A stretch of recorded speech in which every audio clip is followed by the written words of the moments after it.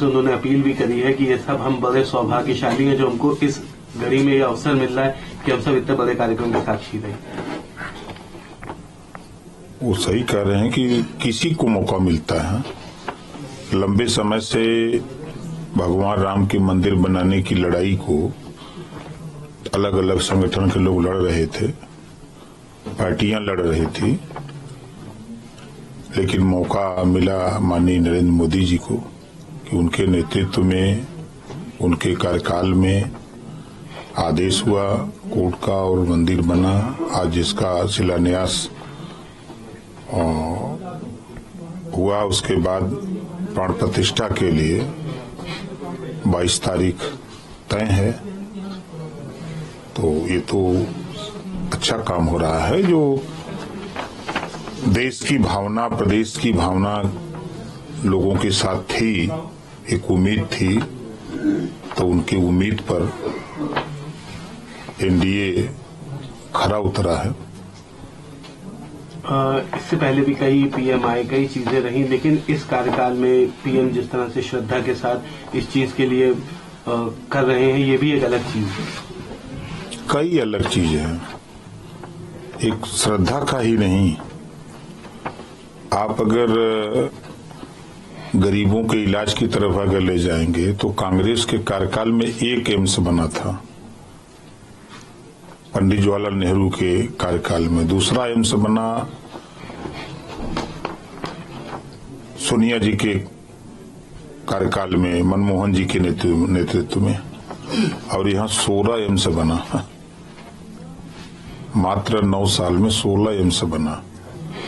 जितने एक्सप्रेसवे आजादी के बाद तमाम सरकारों ने बनाई मिल करके, उतना अकेले 10 साल में माननीय नरेंद्र मोदी जी ने बनवा डाला, उनके नेतृत्व में बना।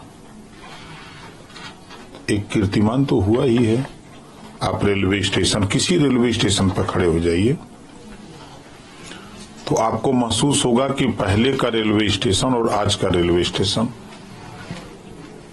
दोनों में जिस स्टेशन पर आप गए होंगे 4 साल, 6 साल, 10 साल, 15 साल पहले, और इस समय जाके वहां देखिए तो आपको लगेगा कि बेहतर हुआ है। साफ सफाई बेहतर है, हर काम बेहतर हुआ है। तो जब हर काम बेहतर हो रहा है तो भगवान का भी काम बेहतर हो रहा है। भगवान का काम तो विपक्ष सुर में तो सुर मिलाएगा नहीं। विपक्षी पार्टियां सुर में सुर नहीं मिलाती हैं, वो विरोध है बतियाते हैं। लेकिन एक बात है, उनके दिल में, उनके घर में, उनके मन में भगवान राम है। खाली उनके जबान पे, राजनीति होने के नाते जबान पे नहीं आ रहा है। तो ये कैसे कह सकते हैं कि उनके दिल में भगवान राम है? घर में पूजा करते हैं, भगवान की पूजा करते हैं, सुबह शाम उठते हैं, पूजा करते हैं, नहीं करते हैं? किसी का नाम बताइए, जितनी पार्टियां हैं जो न करते हो। तो जब करते हैं तो सिर्फ विरोध करने का एक ही कारण है, राजनीति।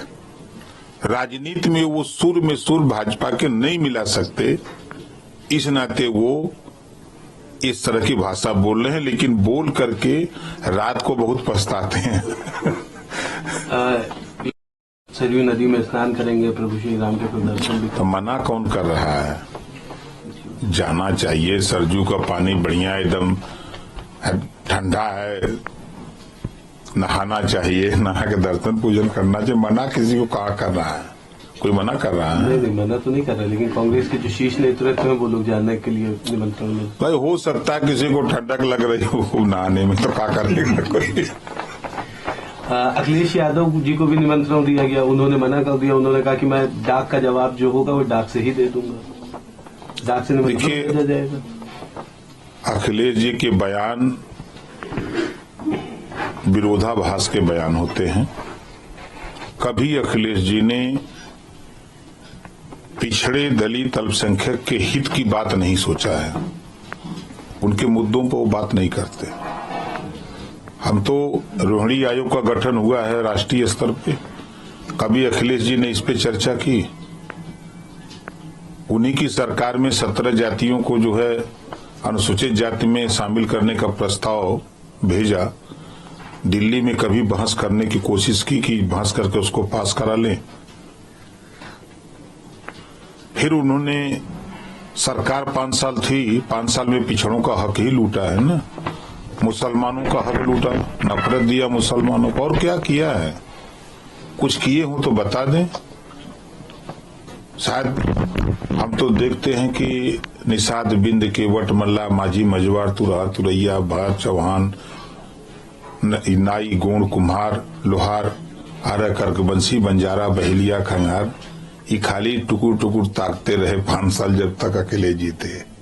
हम मिल जाई, हम मिल जाई, हम मिल जाई, और तब तक सरकार चली गई। अब देखिए हमारे बड़े भाई बैठे हैं माननीय संजय निषाद जी। अब अखिलेश जी को इस बात की पीड़ा है कि भगवान राम के मित्र महाराज गोहराज निषाद, उनके वंशज, अब अखिलेश जी कहे कि हम उनके वंशज हैं। कहीं तो नहीं है, पूरे रामायण में हमने नहीं पढ़ा है कि मित्रता मागी नाव न केवट आना कही तुम्हारे मरम में जाना। इतने ज्ञानी हैं हमारे मंत्री जी की बिरादरी समझ रहे हैं ना, इतने माहिर लोग हैं। खड़े हो जाए अगर तालाब के ऊपर तो खाली आंख से देख के बता देंगे कौन कौन सामान है अंदर पानी के।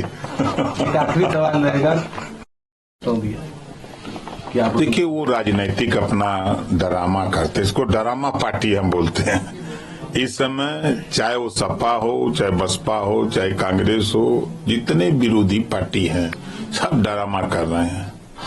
कोई पार्टी शिक्षा पे बात नहीं कर रही है, कोई भी पार्टी। कि देश में एक देश एक राशन कार्ड का कानून बना तो एक देश एक समान शिक्षा का कानून बनाने के लिए क्यों नहीं ये सब बोलते हैं, क्यों नहीं लड़ते हैं? दुनिया के तमाम देशों में गरीबों को स्वास्थ्य फ्री है, उस बात को क्यों नहीं ये सब बोलते हैं? ये लोग तकनीकी शिक्षा रोजगार परक शिक्षा की बात क्यों नहीं करते हैं? खाली फिजूल के बयान दे करके चर्चा में बने रहने की काम करते हैं। अरे जनता के हित की बात सोचो, उनके विकास की बात सोचो, उनके लिए क्या किया जाए कि बेहतर देश और समाज तरक्की तभी करेगा जब समाज में शिक्षा होगी। उस पे इन लोगों के पास दिमाग नहीं है चर्चा करने के लिए, सोच नहीं है, न समय है। और वो वहां से यात्रा निकालेंगे भारत टूट गया है, कहाँ भारत टूटा है? कोई यूपी जोड़ो यात्रा निकाल रहा है तो कहाँ टूटा है कि जोड़ रहे हैं? हाँ, जनता से उन लोगों का संबंध टूट गया है, इस नाते सब बेचारे परेशान हैं।